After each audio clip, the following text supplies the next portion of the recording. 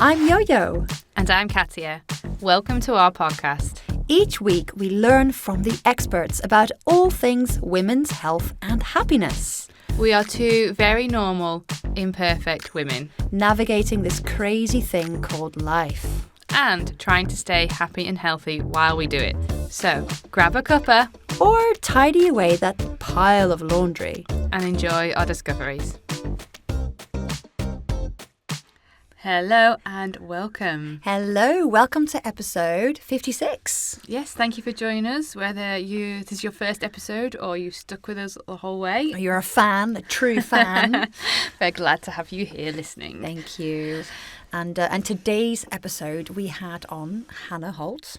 Yeah. Which was funny because health and happiness, H&H, yes. and then Hannah Holt. Thank you for having your name match our podcast. You know, it's your podcast just as much as it is ours. But Hannah Holt is a mindset coach who empowers women to accept who they are and to trust that they are enough. Yes, she makes the concept of being yourself simple by creating an empowering coaching experience that equips women with the tools and mindset to expand their potential. And she spent years in the corporate world, so Hannah understands the toll of burnout and struggles of not feeling good enough. And it was after hitting rock bottom that she uncovered the powerful truth that the key to navigating limiting beliefs and self-doubt and the inevitable pressures of balancing work and life lies in the courage of owning your story and trusting that you are enough. Amen, sister. I mean, I say that, but we absolutely agree with that. Yeah. You are enough and we are all enough. Hannah is on a mission to ignite a self-acceptance revolution, cultivating a community of empowered and self-assured women who lead with grace and purpose. And that's what we chatted about with her. Yeah, basically. Yeah. So she has a very personal journey of hitting rock bottom, and I think it is, you know, it's quite key to someone. Sometimes everyone needs this reminder of this episode. Yeah. Everyone needs this reminder of what Hannah is saying, because it's so easy to just fall back. And everything she's saying also requires work. So you do need that someone. It requires work, practice, and presence, awareness of how you're feeling, what's going on. Mm-hmm. But it's so easy to sleep your way through life and just to carry on in the way you've always carried on, and maybe not even realizing that you don't have quite a high self-worth, or you're trying to fit into a mold that doesn't quite fit who you are. And like the freedom of being who you are is quite a powerful thing. And I think so. We talk about who you are, and you know, your authentic self, I suppose, is the way Hannah uses the phrase Hannah uses. And then we talk about at work, in personal lives, in friendships like come and go and how that's okay. Yeah. And we also talk about body and like image and confidence. We go through a lot of things, and I think, you know, there'll be something that every section has like, okay, take away this. So I think it's quite I think everybody will take something away. I think there's a lot of I took quite a lot away. Good takeaway points, definitely. Like, I need to work on that. Oh yeah, I could do that. So mostly about self-acceptance and relationships as well. How you can show up to be the best for you, show up how to maybe be the best for other people, but then without the pressure of being the best. I think there's bad words that I chose to use. She says you can be yourself, and that is enough. Yeah, and like right now you're enough, and like don't be feeling like comparison and needing to achieve all these things. Like just like stop and like just be here and now. Mm-hmm. Yeah, so we really enjoyed this little chat. Speaking of here and now, let's get to it. We really hope you'll enjoy this too. Hello, Hannah. Thank you so much for joining us today. Hi, ladies. Thank you for having me. Hello. It's a real pleasure. I really been looking forward to chatting to you ever since you did this amazing talk at one of the networking events I went to. So thank you. Oh, thank you. It was lovely to meet you. And I actually got nominated for Speaker of the Year from that. So no way. Wow, well done. Well deserved. Yeah. Well deserved. Thank Fantastic.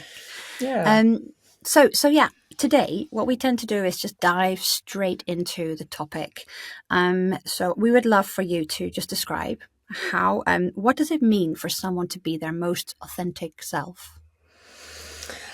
I think it really comes into just being totally okay with being with who you are. And I've kind of been on different versions of this myself, and it's something that I'm still practicing every day. And I know when I'm getting out of alignment and just being me is when I start to compare myself, or I feel tired and everything feels a little harder. But to be totally authentic in yourself is just kind of just being okay, this is me, and I know who I am, and I'm okay with that, like coming into that just acceptance. Mm. And I think it's just, yeah, just being so anchored in who you are and being okay with it. But it's hard. It really is hard. Is that in terms of like how you work, or just how you think, or just your values and just everything?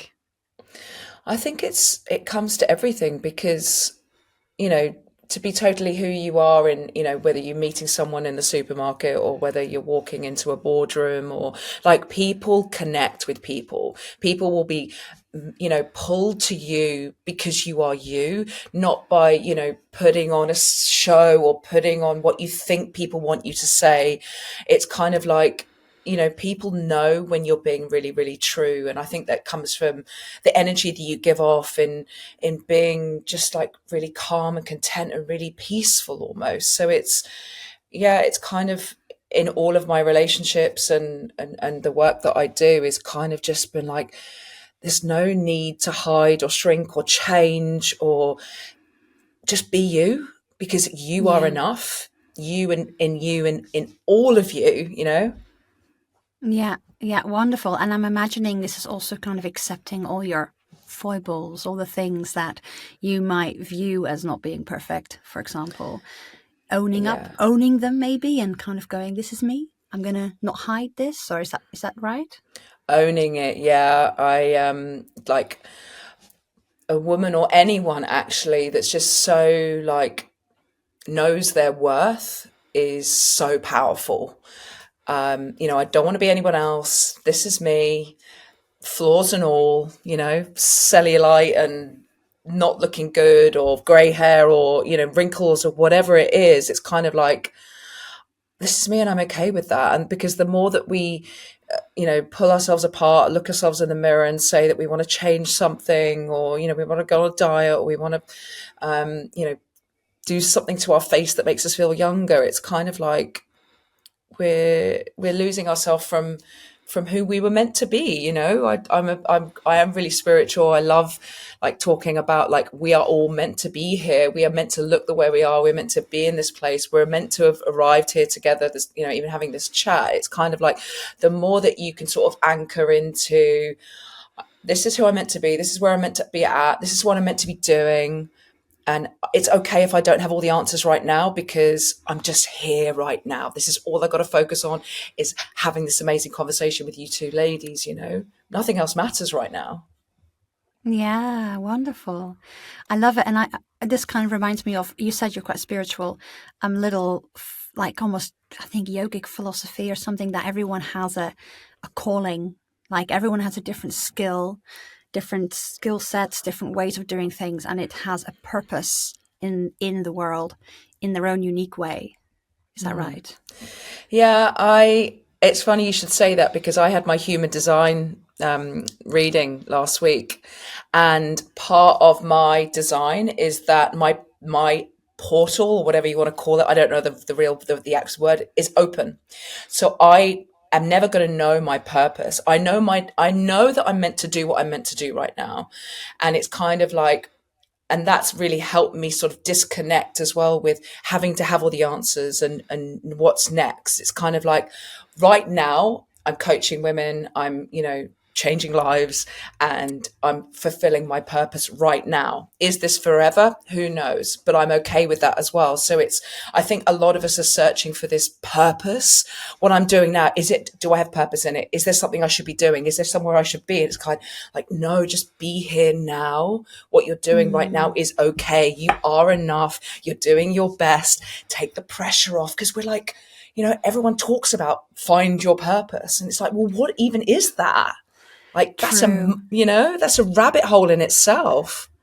And it can be very and it changes, anxiety. and that changes. Sorry, and that the world doesn't, and like where you are now is not where you're going to be in 5 years, and that's not necessarily in your control to do that. So I kind of feel that that speaks to a lot of people, is that if you try and find a purpose that you're not, or try and force something that's not working for you, you kind of just need to just be like, okay, we'll just stop for now, just park it.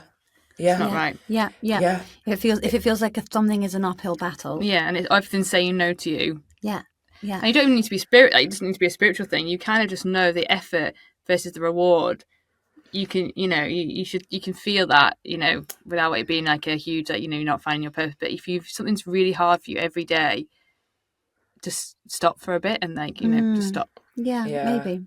Yeah. Interesting. I love that when everything feels easy and in flow and it's, going in the right direction. That's where, let's just trust that and follow that. But when it feels hard and you're getting that rejection, you're getting the no's and the resistance, you're like, okay, is there something I can do differently? Maybe I could look at something else, but it's kind of like, again, you could go down another rabbit hole with that, but it's kind of like just this presence and acceptance and grounding and being in the moment, I think, is just like the magic that helps you navigate life in a much more, an easier way, and just let go of the purpose. If you don't know your purpose right now, that's okay. Just be here.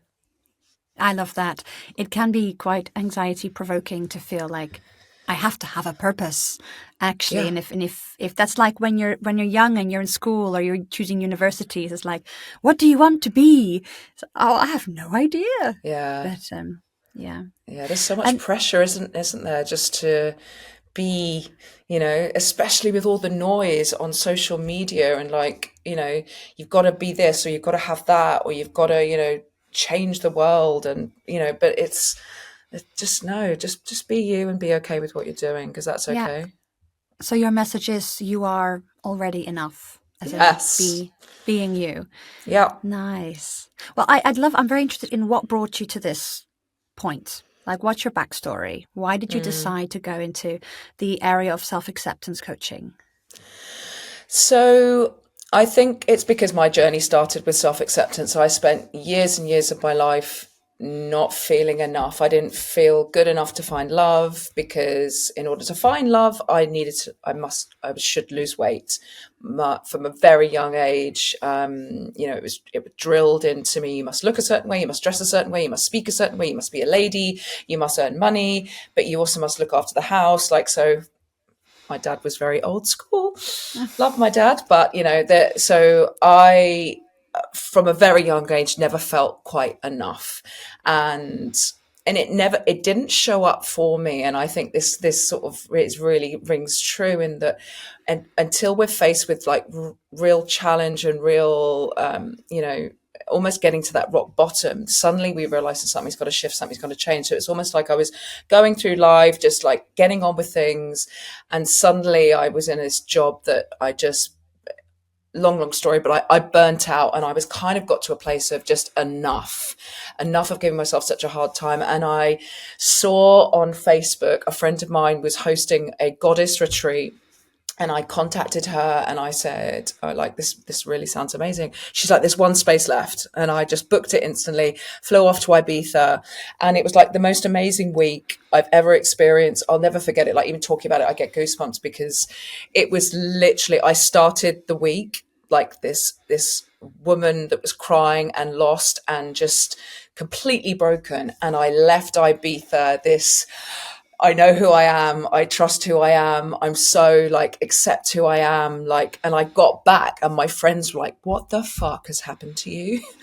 I can still remember it. I was just so light and free. And I had that real deep knowing that it's okay. Like, just let go. And 2 months later, I met my husband. And, I also was in a place of, I wanted to meet someone. I wanted to find love. And I met him, and he's just the most amazing man who I'm so grateful for every day. But sorry, going back to your original question, I went off on a bit of a tangent there. But ultimately, I learned so much on that retreat that I then ended up starting to share it with my friends and my family and my work colleagues. And I was still in, I was still in corporate, but I was like, I want to share this. I've life doesn't have to be this hard. There are things that you can do to support yourself. And whatever I shared was, everyone was like, oh my God, wow, that's amazing. That's amazing. Quit corporate, ended up in the wellness industry. That's when I did my yoga teacher training, started working for this yoga startup brand. Then I ended up in a wellness hotel where I was responsible for bringing more wellness experience into the resort and for the members and the guests. And I, again, started talking about all the stuff that I'd learned. I started hosting workshops, and I just got this real, just buzz about helping people, about making people feel good. And then COVID hit, and I moved to Dorset, and I ended up leaving the hotel in 2022 to set up my business, which has changed course slightly. I started off like coaching and hosting workshops for corporates because I'd had a corporate background. That kind of made sense. But now I'm focusing more so on women, on this whole sort of self-worth, empowerment, acceptance, enoughness piece. Still working with businesses as well, but ultimately it's one-to-one coaching that I just love at the moment. Oh, that's wonderful. You've really Nice. had the journey yourself, and you can put yourself in people's shoes, I imagine. Yeah, yeah. So we're quite curious to talk a little first about how people can show up in their careers, to get a bit of your advice. So how people show up in their careers and their businesses, even in full-time parenting, like stuff that they have to do day to day. Have you got any advice for how people can adjust their mindset to optimize how they show up as their authentic selves, while getting all this stuff done as well? Yeah, and it's difficult because there's so much pressure on ourselves to have all the answers and feel like we've got to get it all done, and we've got to tick everything off our to-do list. But ultimately, I think the best piece of advice I could give is own where you're at. And what I mean by that is that if you don't know the answer, that's okay. Just ask. You don't, the expectation that we've got to have it all figured out puts more pressure on ourselves. So it's kind of like, if you are a beginner, be totally okay with being a beginner. Learn, ask questions, find a mentor, be okay with that. And because one day you will be the expert as well. So it's kind of like, really just, obviously continue to, do what you need to do when you show up at your job. But ultimately, I think just owning where you're at is really important. And just making sure that obviously that you're, getting enough sleep, and you're ideally having some time for you in the morning so you can set yourself up for the day. Like, I often ask myself every morning, like, what do I need today? Okay, I might need to take things slowly because I had a bad night's sleep last night. Okay, what does that look like? Okay, maybe I can do something that feels really in flow and effortless. Or what do I need to do? I really want to show up and I really want to get loads done. Okay, what do I need to do in order to do that? So it's that constant self check-in with yourself is really important. And also, how do I want to feel today? I want to feel really energized. Okay, what do I need to do? Okay, I need to get on my yoga mat and move, So I think the more aware we can be about how we feel and asking ourselves, how are you today? How often do we do that? We don't. We just get up, eat, sleep, repeat, autopilot, off we go. And it's kind of like we are sleepwalking our way through life. And Deepak Chopra said that. And I was like, oh, it's so true. We just do the same thing every day just because. But interrupt that by asking questions, breathing, checking in with your body, and then making those adjustments in order to do that. I'm just going to ask because everything you're saying is very much like it's within your control. It's for you to do, as in like you have the power to change all this stuff, and you have the power if you really sit in it and you ask yourself the questions. It's probably more for a personal level, somebody in my life who is not happy, who will spend most of the time with this negative spiral. But is there anything that does it all have to come from her ultimately? Like because there's so much that people can say and listen, but this is not a lot. This is a long-term thing that's happening now, and I'm just wondering if it all comes from you. It's kind of like it 100% does. Like, and maybe she's not ready to do things differently yet. Maybe she just needs to sit in this doubt and this fear and this worry because she's learning something from it. Because when you try and push I've got to feel great. This whole thing, I've got to be really positive. It's like, no, feel your feelings. Like right now, I'm really scared and I'm really doubting myself. That's okay. Like, just give yourself a hug. So the more compassion she can give to herself, to be totally okay with where she's at right now, because the other lovely thing is this too is temporary. She's feeling a doubt right now, but that's okay. Tomorrow, maybe she's going to feel a bit differently, but like that, check in with herself. I'm not feeling okay right now. And that's okay. So the more that she can be okay with that, I think the more that she can then move through it. Yeah, I think because, as someone on the outside, you just want to help, and then saying all that stuff like, oh, it'll be fine tomorrow. And like, it has to come, because a lot of what you're saying is that checking in the morning. No one else can do that. I'll tell you how you really feel. From what you're saying is that you have to have the power to be like, okay, I know what will give me energy. I know what will make me feel better. And I know I didn't sleep well, and I know what I have to do today. And I suppose it's communicating that as well to other people. Yeah. And right? it's yeah, sorry. No, I was going to say, I just love the fact that you mentioned that you don't have to be positive all the time. Because that's, I think that's called toxic positivity, isn't it? Like, oh, you have to be happy. Oh, but it's all happy, happy, happy. And actually, if you don't actually acknowledge if you have sadness or doubt or whatever you're feeling, and you can actually acknowledge that feeling, honor it, and then kind of it passes naturally. Is that? Yeah, because kind of whatever we resist, it persists. So I've got a client of mine who basically says, I've put everything in the box. I don't want to deal with it. It's in the box. Oh. Okay, you can carry on putting stuff in that box, but that box is going to keep reopening because you need to let that box out and let it out of you. We are so scared to share how we're feeling. We're so scared to be angry or cry or be emotional because it's this keep calm and carry on. I'm okay. I'm smiling. I'm really, really happy. But deep down, you're crying. If you want to cry. Like I've got this lovely little ritual that I do when I get. So part of my human design is when I'm in flow and I'm aligned, I'm satisfied. When I'm not, I'm frustrated. So when I feel that I'm getting frustrated, I will grab a pillow and I will scream into it. It sounds crazy, but just letting that frustration out, oh my God, it's amazing because it needs to come out of our body. So scream. I love in yoga when we do the whole, I can't remember when you stick your tongue out and you're like, bah, lion breath or lion face lion or breath. something like that. I love that because it's that letting it out. Yeah. Especially as women, we're like, well, we must conform. We must, be quiet. I mean, no, be open. Yes. Let it out. Yes. I feel like I have more problems with this than my husband does. So he's very quick to get frustrated and then show it, but then very quick to like become better again. And whereas I'm the one that just like hides. I'm always good. I'm always breathing through it. And then it builds up. And then once every few months, I could like maybe explode, or even once a year. And then it's like really big. Yeah. The black cloud descends. Yeah. We've talked about this before. A previous person mentioned, and one of my action points was regularly screaming into a pillow. Yeah. Did you do it? I haven't done it. No. Yeah, or I love like shaking it off.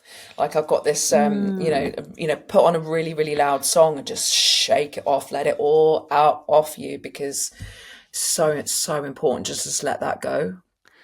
Yeah, good points. Yeah. So what shows up in the body or in your mind if you are not honoring your own feelings? So if you're not being authentic, you're kind of having this veneer of maybe fakeness or socially accepted behavior. In the long run, how does that show up?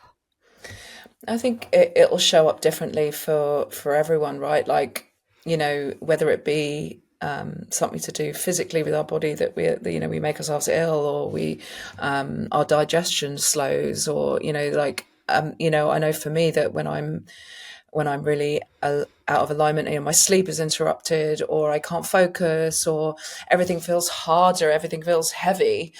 So I think it's just really important, again, to like check in with yourself, because we are so intuitive, but we just never stop to ask ourselves the questions. So it's kind of like you already know the answer, you just haven't you just haven't just stopped. So I think, pausing, taking that deep breath, having that check-in, seeing how it sits with your body, because we can also feel where it sits within us. Maybe your shoulders feel real heavy because you're carrying a lot, carrying a lot of weight, or maybe you're getting cramps, or you feel really achy. Like, it's our body kind of already knows the answers if we can just again, like, tune into your intuition. We hope you're enjoying this episode so far. We'd love to help more women out there, so please subscribe, rate and review, which helps more people find us. And share this episode with any friends who you think will enjoy it too. Thank you. And without further ado, here's the rest of the episode. And then I kind of just go on to more, because you kind of mentioned your husband and how Michael is and how you are. In terms of relationships and how that is in a relationship, because it's not just being your authentic self, with others, as you said, and you're putting on this fakeness. When you meet somebody, so this is because I'm going to reflecting on, I have only probably met the people who, I've got a few friends who are like gold from the past, but I probably only have my more recent friends know who I truly am, as in like Yolanta and other friends that I feel I finally found what friendship is. And that's quite true. It's quite hard to find those relationships where you are just yourself. And there's a difference. Yeah, there 100% is. And I think it's feeling safe and comfortable with who you are with, but also meeting, your friends are almost growing with you, because I think there's a lot of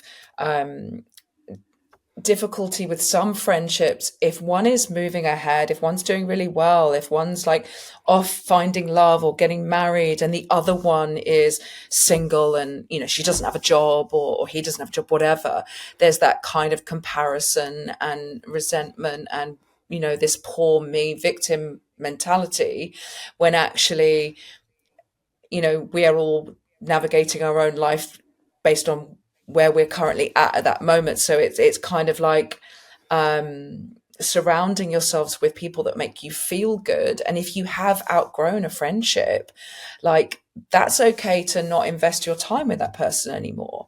So I think there's a lot of us that hang on to friendships because, we've known them for so long, we must still keep seeing them. But if they're not lifting you up, or you're not lifting them up, then maybe it's time to surround yourself with people that that really make you feel safe and able for you to just be who you want to be. And the difference of when you're with maybe an old friend who doesn't feel aligned versus a new friend, you can tell the difference. I know when I'm in a group of people where I don't feel quite comfortable, I'm very quiet. When I'm with my bestest people, I'm just smiley, happy, or if I'm not feeling it, then I'm just quiet, and they're okay with that. So yeah. Again, it's kind of just that knowing. It sounds quite brutal that just to let go of somebody who's not making you feel, or you're not making them feel. But actually, it's probably better for both of you. But how do you go about it? You don't just need to drop and be would you have a conversation with them, or would you just be phase it out? Yeah, it's really difficult. And I've got a few girlfriends who've broken up from friendships, and me too. I there's so many different ways to do it. It's kind of do you just phase things out and stop contacting each other? Do you have a conversation if you're brave enough? I think having that conversation is a really bold move, and I think would be quite difficult for many people. But I think there's also something quite freeing in being able to say, hey, I think we've just gone down different paths right now. I think maybe we'll reconnect again, but right now I think I'm just going to focus.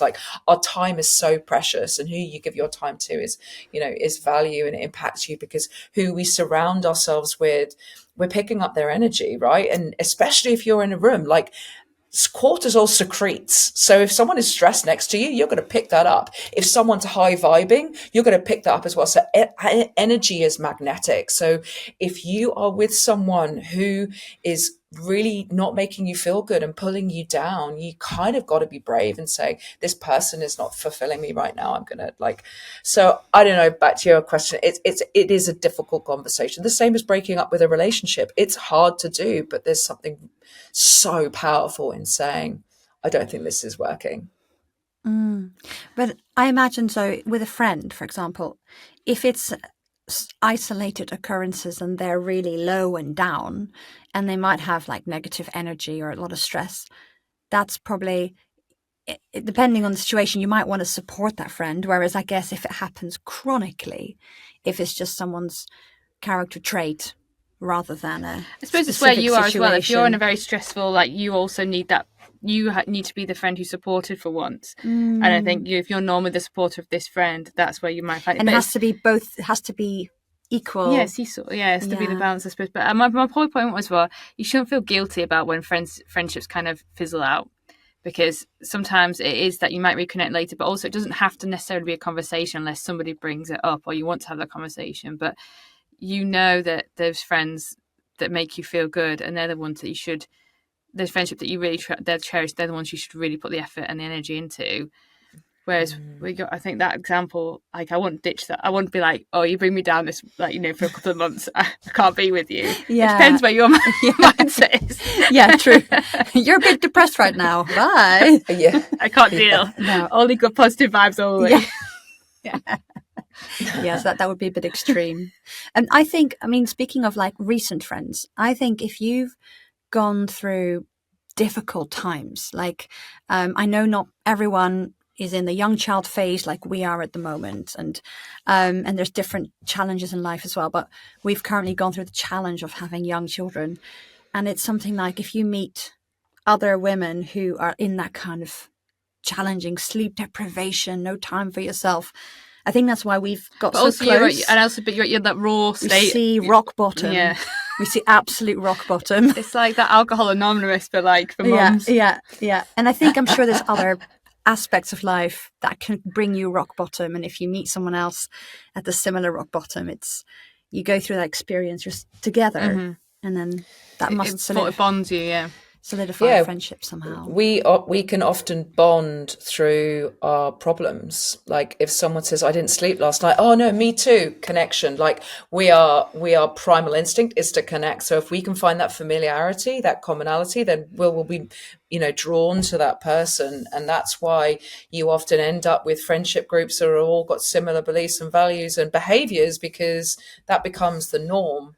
And it's kind of like there's, if you're in a group of women and everyone's got divorced and you're still married, you're probably more likely to end up divorced. Same with, if you're a group of people that are all overweight and you're not, you're probably going to start to put on a few pounds. So it's kind of that adapting to our environment is something that we do by default. Yes. I didn't realise that. I think there's even research on it called social contagion. Mm-hmm. There's people who research how networks of people all have the same traits, and how it's like you can clearly almost draw it on a map with different connections and bubbles of behaviors. Yeah. It's adapting to what is normal within that environment. COVID's a prime example of that. When we first went into lockdown, everyone was like, oh my God, how are we going to cope? What are we going to do? Couple of days in, yeah, fine, we're all just sharing loaves of bread and clapping in the street. It was normal. So it's that constant readapting to find that norm, to find that grounding, and then we do it again. So it's that constant evolving. So that's why it's so, so important to surround yourself with people that lift you up and make you feel good, because you will respond in that same way. Yeah. Okay. Yeah.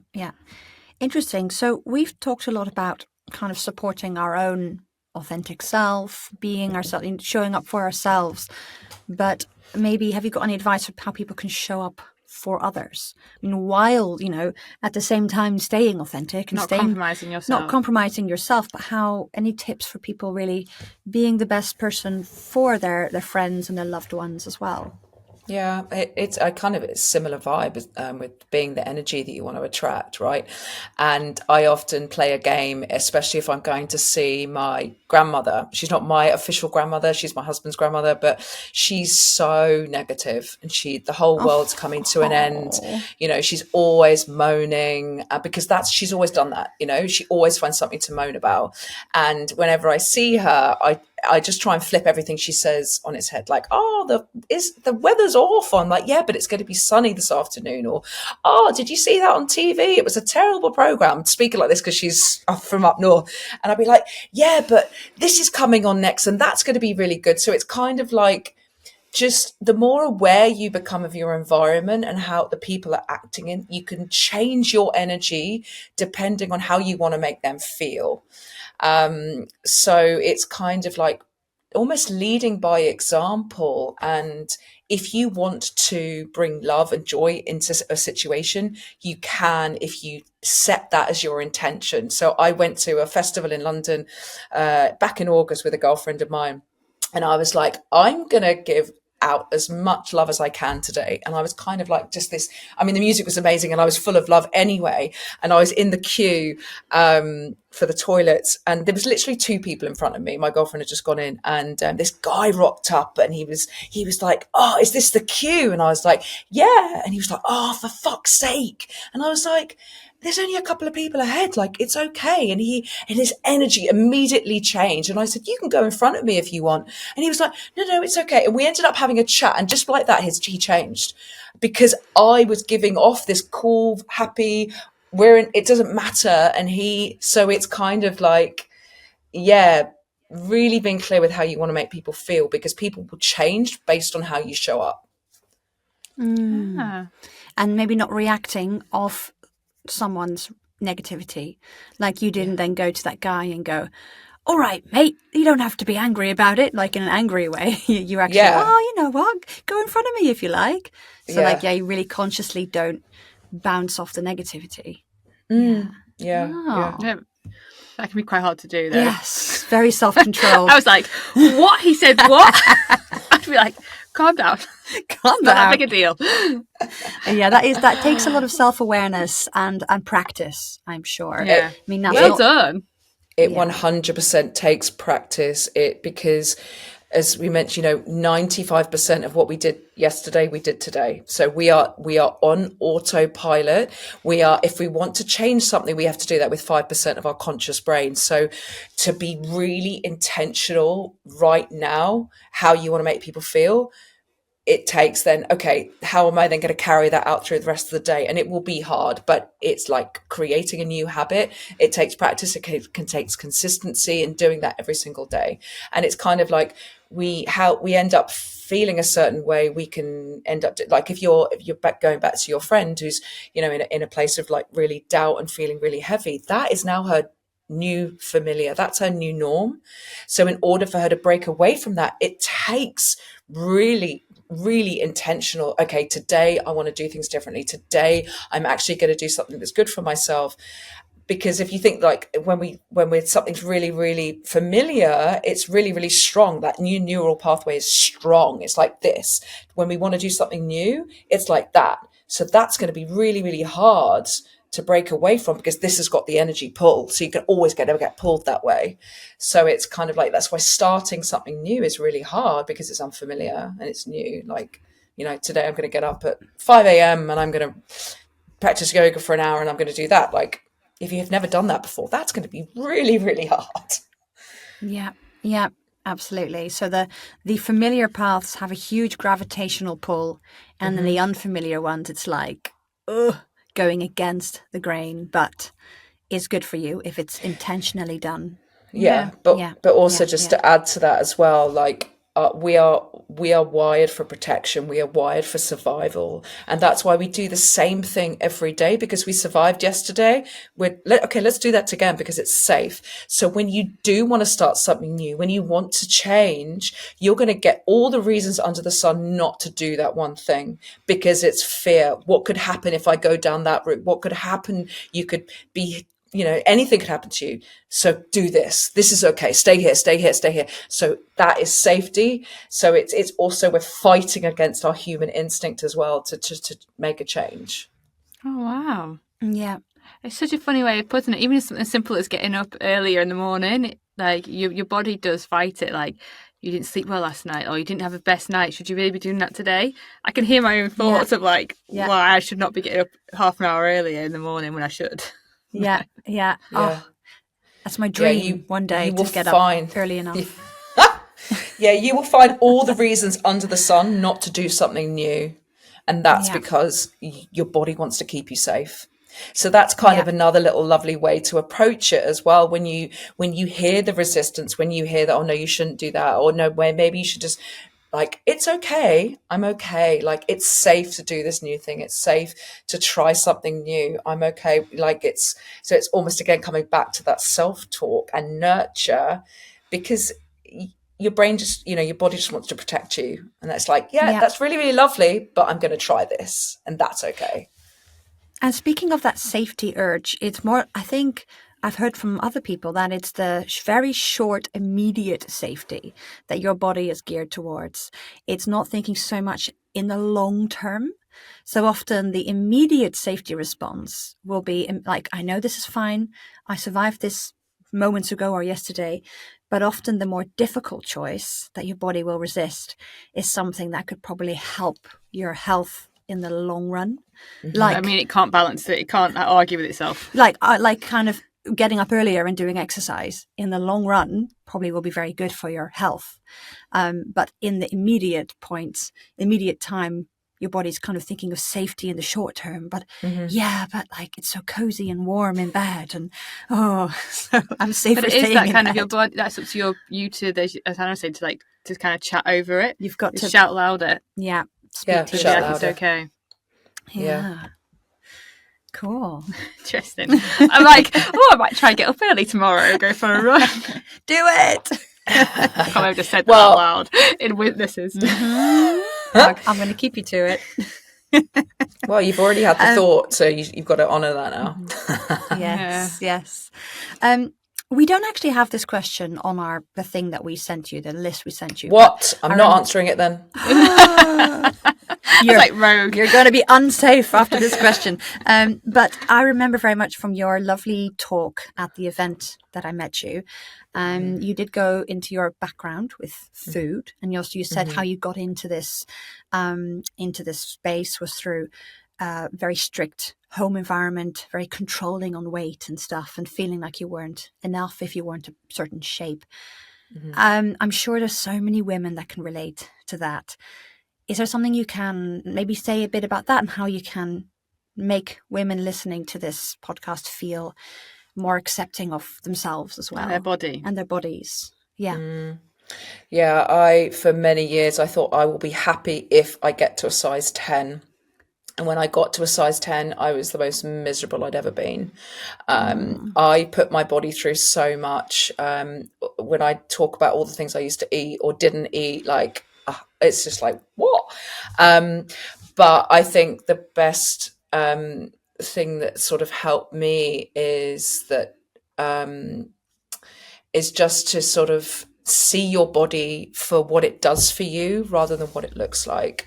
So thank you, body, for getting up today. Thank you, legs, for taking, allowing me to go on that walk. Thank you, my heart, for beating. Thank you, my gut, for allowing me to eat all this delicious food. I think when we approach our body and what it does for us and have compassion for it, it helps to just see it for more than what it looks like.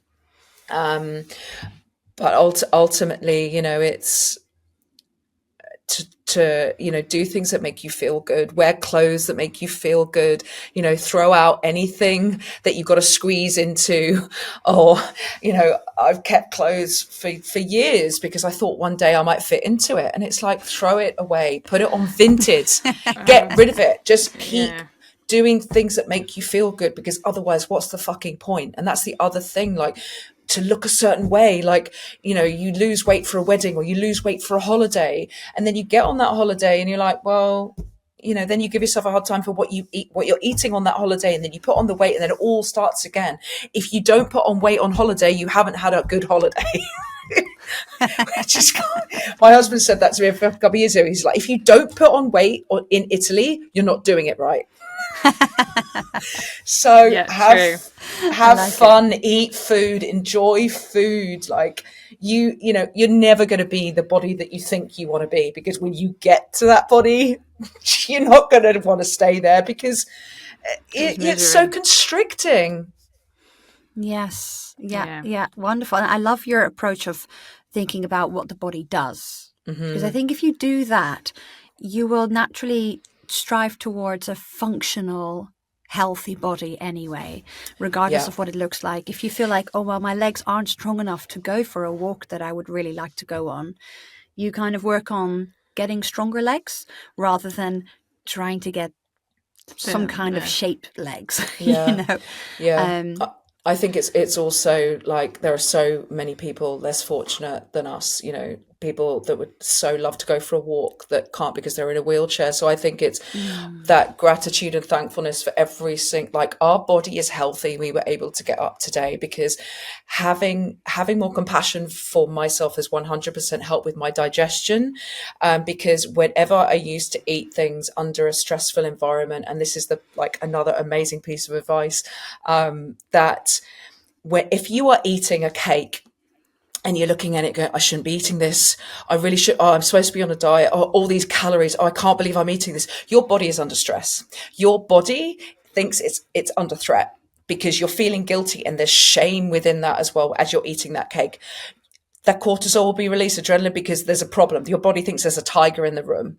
So then your digestion is impacted by that. If you were eating that cake and you're like, oh, this is delicious. Oh, I'm loving this cake. Oh, you're in a happy place. Your body's going to digest it. So if you are eating something that you think you shouldn't, just enjoy it. Because you're going to digest it so in a so much better way, because when our words have power. If you are looking in the mirror and you are saying, I am fat, I don't look good, I want smaller arms, I want this, again, that is sending stress up to your body and putting it into panic mode, and you'll spend a lot of your time in that state. So when you look at yourself in the mirror, just smile. Bring as much compassion and just nurture to your body as much as possible, because it's your body. It does so much for you. Yeah, we're all lucky to have one. Yeah. Definitely. Yeah. I also I don't know if you ever talk to your clients about this, but also looking at yourself as just being more than what you look like or your body, kind of thinking of looking at yourself and going, I'm a kind, compassionate, funny person. Kind of that is the stuff that you really value. And who cares if my hair looks awful or if I've got bags under my eyes or wrinkles or slightly bigger tummy. I think that kind of helps to take the focus away from just that aesthetic. People's personalities and their brains. I said this to my friends today. I saw a picture of I was with two friends and I saw a picture of me last year. And I was like, guys, I looked a lot bigger, puffier, I looked bloated. And I was like, on this picture, I was like, and then they were like, I don't notice. Yeah. And I don't notice somehow. And they were like, Katin, people don't notice when you put 2 pounds on, not just me, but, you in your body, you'll notice when you may have eaten or feel it bloated or whatever. Nobody else notices that. And no one cares. No one cares. No one. And so they say this little inner monologue that you can have of your body and things that nobody else is seeing that. So, and because it's draining, because you have it constantly running in your head, and because it's not out loud, nobody else knows about it. So it's just you and this little voice forever, just having this conversation. But one tip I had is that if you put a picture of you as a little girl on your mirror, and would you ever say the things that your head says to this little girl? Yeah. And you just wouldn't. Even if I look at Edie, my 4-year-old, you would. I'd never ever dream of saying any of that. It's you wouldn't say it to any of your friends either. But it's just I look at you as a little girl, or 10 years ago, and just be just let it go. Yeah, just be kind to yourself. Yeah, and I say that piece of cake that you eat actually doesn't have that much of an effect. No. Makes no difference at all. Except for endorphins. Yeah. Good effect, unless you're eating cake for breakfast, lunch and dinner, and then it's not going to have that much of an effect on you. Yeah. Nice, thank you for kind of just talking around that subject, because I do think we both come from a checkered background with food and body image and stuff. So, and I'm sure there's so many of our listeners can relate. Absolutely. Yeah. I think it's also because you're in it all the time. It's your body, isn't it?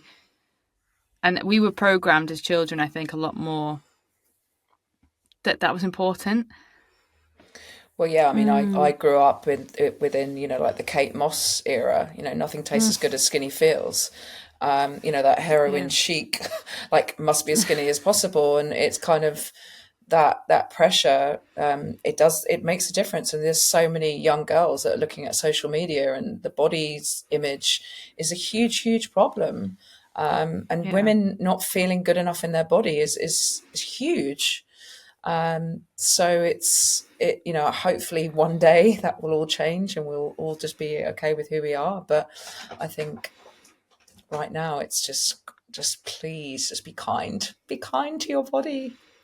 Yeah. And maybe also try to switch off a little bit when the generation a bit older than us is still preaching this I don't kind think it's of... just that. I think it's such a big. I think it's also the industries are so profitable on like skin, beauty, everything like that. So it's kind of a cycle. Even if it's our generation, we may have had it from two things. Our parents or like generations above us may have spoken outspoken about and put that on us a bit. But also we would have always like the magazines and everything still churn through. So it's kind of like maybe if we cut off one channel. Like we take that generational change. Like I'd never say anything to any child about what they look like, but then there's still a big industry that makes a lot of money about what people look like. Yeah, and I guess change has to come from within. Like you can't change your environment, control everything in your environment. You have to have that inner sense of acceptance of yourself. I mean, there are a few things you can do environmentally. Don't follow people on Instagram that make you feel like shit, or stop watching the news and hang out with people that make you feel good. Like there are some things we can do, but ultimately you're still gonna there's gonna be something that comes within and whether it be parents and that talked about the only thing they spoke about was having to look a certain way. But my mum particular. Yeah. And I'm forever trying to convince my parents to build some muscle, because I think their generation was so obsessed with cardio. Like if they're going to think of exercise, it's always trying to do more cardio for weight loss. And I'm like, no, let's maybe just think about getting stronger. Let's not worry about too much about the weight issue. But that's just... It's hard, isn't it? I suppose as well as if you sit in like what you talk about as like in your mind, when you have those different channels, it is trying to like switch off, as you say, and be like, love your body, like all this other noise. You need to try and drown out a bit. Yeah. But as you say, there is a generational thing there.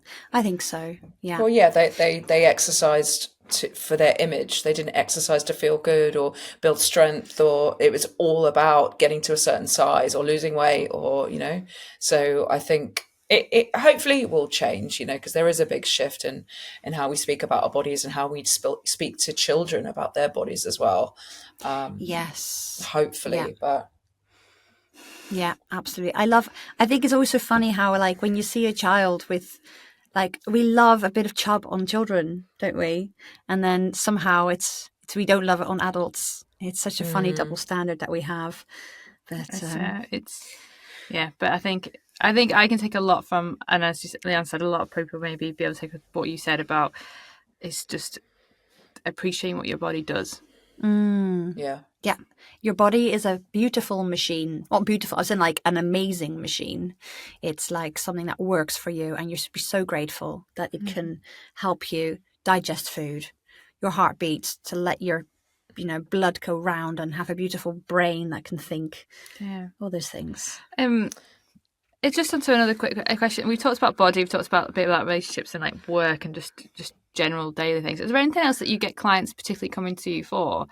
Is there any other kind of like things that you see a lot of that you think people should be aware of? Self-doubt is probably the most popular one. Not feeling good enough within their job, or not feeling good enough within a relationship. Low self-worth and doubt, I think, is a big thing for women in particular, and that's probably kind of sadly my most sort of requested coaching. Do you think that's always been there for women? Putting you on the spot there, that question. And do you think we're just speaking about it more? I think we're speaking about it more, but I think there's sort of it's always been within us. Not feeling good enough is the biggest thing that impacts women. Thinking that they need to be perfect in order to find love, or thinking that they need to be more confident in, you know, at work. Like, it's always this not enoughness, this imposter syndrome of, you know, being able to just be ourselves because we think we need to be like the next person. And that pressure just builds up and builds up. So I think trying to find that level of sort of ease and flow and acceptance and just trust is really, really important, because we're just all, you know, we're just comparing ourselves all the time. Yeah. And what are a few, I mean, this is probably very surface level and it's such a deep topic, but what are a few little tips that you could give someone that has low self-worth, that they could just start with maybe? I think, you know, a lot of us, there's a sort of a pros and cons about affirmations, whether they work, whether you're just sort of speaking them out loud just to then have your inner voice say, well, no, you're not that. But I think the best piece of advice would be really to decide how you want to feel. So if you are really, really doubting yourself and you don't feel good enough, what would feeling enough feel like for you? Have you experienced it before, and where in your life do you feel enough? So maybe you're really struggling at work and you feel you've got this boss that just nothing's ever good enough. Do you feel maybe good at home? Do you feel good with your friends, or maybe you feel good when you're out walking in nature? If you can get them to connect back to the feeling of, I feel really like, I had a client of mine that basically, she had this boss and she wasn't able to ask for feedback, and no matter what she submitted, it just never felt enough. And I was like, okay, take me to a place when you feel totally you and content. And she was walking her dog. So I was like, how can you really start to capture that feeling more when you're at work? Because you get to decide how you want to feel. If you can take that calm, I'm enoughness into your work, then you're going to be able to take the pressure off yourself. So again, it's kind of like connecting to the feeling that you want to have. Where do you feel that feeling? And then how can you bring that feeling into the parts of your life where you currently don't feel enough? Oh, wow. Yeah, That's powerful. very powerful. Definitely. Will take Yeah, some practice as well. It does. It's Yeah, kind of like yeah. asking yourself the question, what makes me feel really good? So for me, I know if I put on a dance track, immediately I'm like, oh, and I will dance to it and my energy completely changes.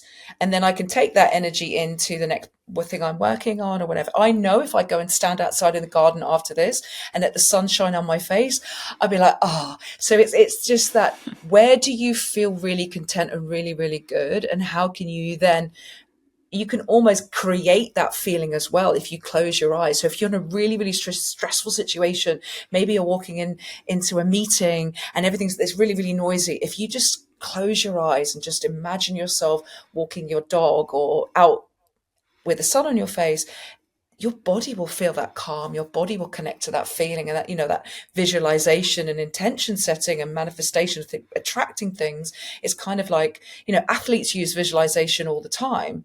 Like, this is the feeling I want to have. This is the result I want to have. Imagine it's already happened. Connect to that here now. And then your body is almost convinced that it's possible. So a lot of the time we it feels too out of reach. We've never felt it before, but if you convince your body it's possible, it's like, okay, it feels safe. I can do that now. So it's again like meeting that resistance and that human instinct by getting clear with how you want to feel and what you really want. Wow. Yeah, powerful. Thank you. Yeah. Lovely. Have you got any pet peeves about how it's basically society messaging to women or people in general about behavior, you know, self-worth, About how we treat other people. how we treat people, how we treat ourselves? Any pet peeves?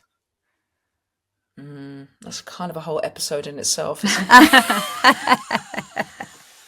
Many. Yeah. The immediate thing that came to mind was Donald Trump, and I was like, oh god, Oh, that's, yeah. just good. That's a whole One big pet It's peeve. more than a pet peeve, I think. I don't know. I mean, I think it's anyone who, I mean, I think looking at how we speak to each other sometimes on Instagram, or, you know, when someone comments and it's just not very nice. just like, what is your intention with that? And I think that just really, I don't know, really frustrates me when I see people talking down to people, or getting angry, even like in a supermarket, if someone's shouting at the the person on checkout because it's just like, so I think it's just that unnecessary anger or aggression to other people that really, I mean, I know that's quite general. I get that though. All of those, that pinpoints my pet peeves of like, I don't, Instagram, like, why would you say things? Yeah. I'm like, what are people thinking? I'm like, what are you gaining? It's that from whole, doing if you've got this? nothing nice to say, don't say anything at all. Yeah. What are you gaining? Yeah. Just people can be so mean, and I think it's also coming from a place of, if someone is really mean, there's something going on with them. We don't actively get out of bed each day and say, I'm going to be a real arsehole to everyone I meet today. If you are feeling really angry and heavy and like the whole world is against you, you're going to start to give all of that out. So I think it's the person that says that horrible comment, they're feeling really unhappy. So I think what I tend to do as well is kind of like wish happiness to the person that said that mean thing, because they need some love, as hard as that is. Yeah. I think I once did that on Christmas Day. I think I was running years and years and years ago, before kids, when I actually had a Christmas Day morning to do something for myself. It's unimaginable now. I went for a run before we went to my husband's family, and I was in the street, and I kind of, our streets are very narrow streets. So we kind of run on the street, not on the pavement, because you've got to drive at 20 miles an hour anyway. And then this car kind of was driving quite fast and got very shocked that I was on the street. And it was Christmas Day, and he put his window down and shouted at me like, "Why are you on the road?" And I remember just going, "I hope you have a wonderful Christmas Day. Merry Christmas! Merry Christmas!" Like, but I really stayed, like, I was trying to kill him with kindness. I was like, "Oh, I'm so sorry to stress you out. Merry Christmas. Have a lovely day." And how did he respond to that? I can't remember. It was so long ago. I think he just like wound his window up and drove away. Yeah, because people are looking for that reaction, right? So if you completely diffuse it with kindness, they don't know what to do. They're like... Yeah. Oh, the best thing about traffic and kindness, if anyone has road rages you, blow them a kiss with a really nice face. Anyway, that goes, maybe that's more sarcastic than anything, but that's a good way to counter road rage, because they don't know what to do. They're like, what just happened? I can't stand some pet peeves about road rage, about people driving in anger. So many. Yes, but on to our more personal questions about you. We ask this to everybody because we love our books here. Do you have any books? It doesn't have to be about mindset, but if you have any like kind of authentic self books that you'd recommend to anyone, but if you have any books that have changed your life and you feel that everyone should read. It has to be Louise Hay. Louise Hay, Heal Your Life, was the first book that I read when I decided that I wanted to try and be kinder to myself. And just how she speaks is just so lovely. So I would recommend any of her books. And so I was looking at my bookshelf. I think the Monk Who Sold His Ferrari was also one of the first books I read that was really, really impactful for me. He's had an amazing life. Robin Sharma is his name. Cool. I've not heard of that. I'll be interested to read that. Yeah, The Monk Who Sold His Ferrari. Okay. I'm just looking at my bookshelf. But yeah. Nice. Good suggestions. Thank you. We'll put those on the show notes for our listeners with a little link. And now, so finally, how can our listeners find out more about you? And where can they find you, kind of social media wise? And also, what do you offer? How could you help our listeners if they're in a bit of a tight spot? I offer everything to change your life. Hannah Holt Mindset is my website, my Instagram, Facebook, LinkedIn. I'm most active on Instagram. At the moment, I am talking everything about love, how you can awaken more love within you, which is my next masterclass on the 25th of September. I'm not sure when this podcast is coming out, but then I've also got I would have missed it, but it's fine. I've also got just missed it, I think. okay, scrap that. But I've just released a new program which is called Project Love, which is helping women bring more love into their life within themselves, but then also attract more love, whether it be from an actual partner, or whether it be just almost helping women be so anchored in their self-worth that they can attract anything that they want into their life. So it's really, again, sort of very similar to the journey that I've been on, and starting with yourself. If you want to change your life, you've really got to start with yourself. And if you don't love yourself yet, then let's start with liking yourself. So it's very similar to all the things we've spoken about, like lots of compassion and nurture, and how you can really support yourself in the most loving and nurturing way each and every day, because it all starts with you. Wonderful. So, this is an online program. So what's this? It's an online coaching program. Yeah. Yeah. Okay, nice. Good to know. And all these details can be found on your website, Hannah Holt Mindset. No, yes. It's just Hannah Holt. Okay. Oh, nice. Brilliant. We'll put that in the show notes as well. Oh, so no, I did say everything was Hannah Holt Mindset, didn't I? My website, sorry, is just Hannah Holt. But my Instagram is Hannah Holt Mindset, and all my socials are Hannah Holt Mindset. Great. Okay, amazing. We'll have all those links in there, so no worries. So finally, maybe Katja, could you finish with our closing question? Nice prompt, thanks. Hannah, what does health and happiness look like to you? Oh, even just saying the words health and happiness make you feel good. I think, and this is something that I only did last night when I'm reading Brené Brown's wholeheartedness. The Gifts of Intuition. I can't remember the title now, but she talks about the ingredients of love and joy, like how joy and meaning, and what are those ingredients. And I think that comes to health and happiness as well. It's kind of like all these little things that bring a smile to your face, all the little things like walking your dog, or having a lie-in, or drinking a cup of coffee. Like these small little things bring us so much happiness, that it's kind of like all the big stuff doesn't matter, the money, the house, the car, and that doesn't matter. It's kind of like these small little things, that these micro little doses of happiness that we can give ourselves each and every day, are what's really important. So it's almost like, what are my ingredients for health and happiness? Getting someone to write that list, I think, would be really lovely, because to feel healthy is also to feel strong and happy and content. Like they're all sort of interwoven. I haven't really answered that question. No, you have. Properly, you are right. It's those small, tiny ingredients. Like if someone said, if I'm going to make a bowl of happiness for you, like what would you put in there?